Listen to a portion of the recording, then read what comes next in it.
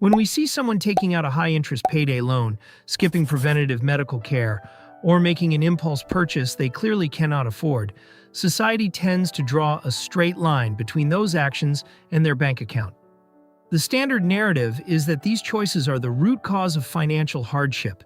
We assume it comes down to a lack of financial literacy, poor personal responsibility, or a generalized inability to plan for the future. But behavioral economists have begun to ask a different question. What if making bad financial decisions isn't what causes someone to become poor?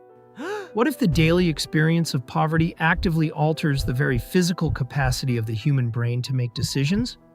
Researchers call this the scarcity mindset. It is a shift in cognitive processing triggered by the feeling of having less than you need, which places a persistent tax on the brain's limited resources.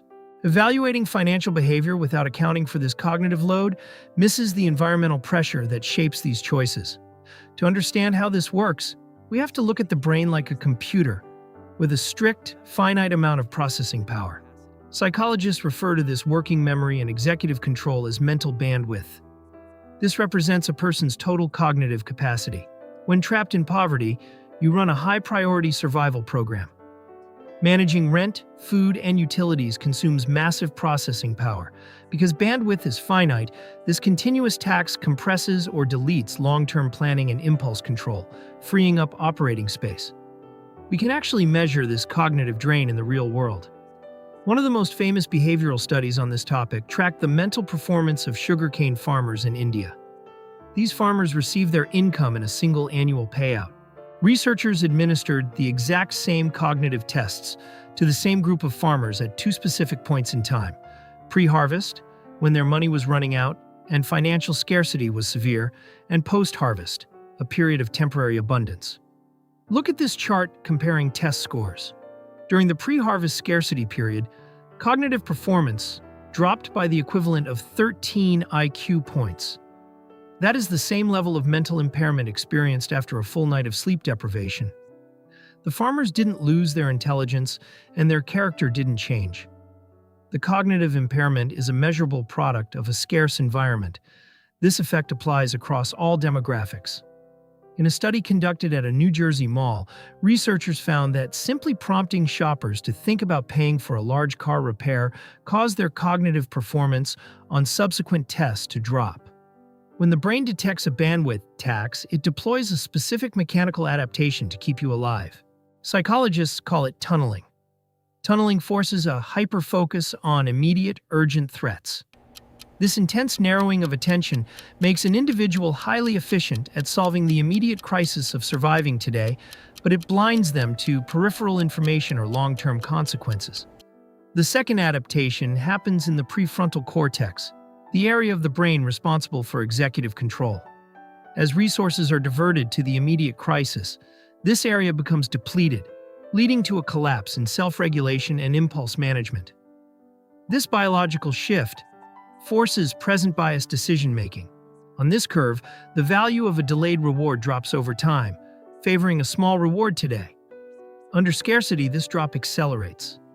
Because the environment is volatile, the brain calculates future payouts are too unreliable to gamble on. In a highly unstable environment with maxed-out mental bandwidth, prioritizing short-term gratification is a logical biological necessity.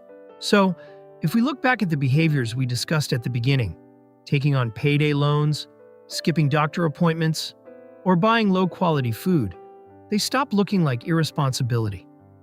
They are adaptive survival strategies deployed by a nervous system under cognitive load.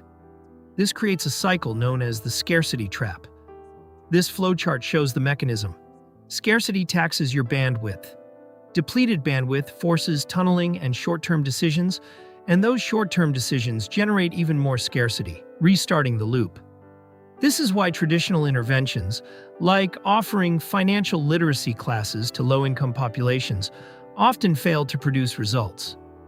You can teach someone the math of compound interest, but if their working memory is occupied by the threat of eviction, the information cannot be processed or applied. Society cannot teach long-term financial planning to a brain that is biologically locked in a present-day survival mode. The hardware is currently incapable of running the software. There's only one structural solution capable of breaking the bandwidth tax. Behavioral economists call it the creation of slack. Slack is a systemic buffer. It can take the form of unrestricted cash, extra time, or a reduction in the bureaucratic friction required to access social services. It removes the need to constantly juggle resources just to survive the week. Introducing Slack removes the background processing tax. Processing power physically returns to the prefrontal cortex, allowing the brain to evaluate risk, delay gratification, and plan for the future. Effective poverty alleviation requires designing public policies and financial systems that actively build this slack into the lives of vulnerable citizens.